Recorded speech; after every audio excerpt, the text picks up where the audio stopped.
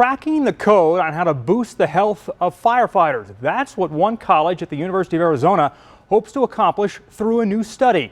And tonight, News 4 Tucson's Jafet Serrato shows us how researchers will be using a nearly $4 million grant to help.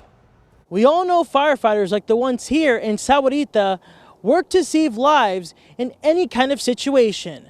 Now researchers at the U of A want to make sure their lives are being protected too after battling fires that burn in urban and rural areas at the same time.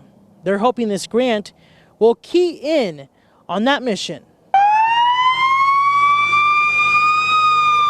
Every day, rural metro firefighters risk their lives to save our lives, whether it's on a medical call or the fire lines. Even small fires that'll start in a desert area, there's a very real danger that those fires can extend into somebody's home, somebody's business.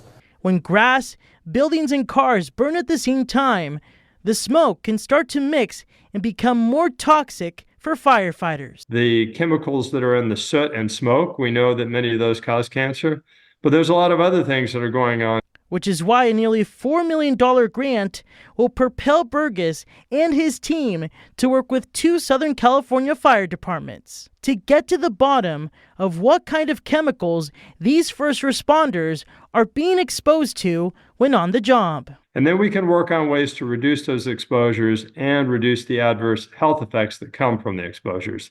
Researchers will deploy silicone wristbands and rely on urine samples. Fire Captain Philip Friskel looks forward to the study.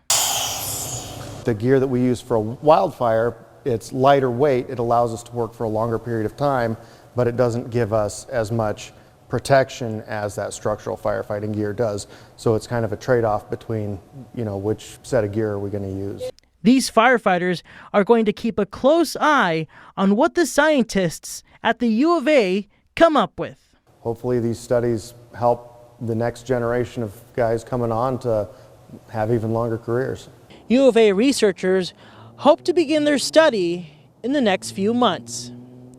In Sahuarita, Jafet Serrato, News 4 Tucson.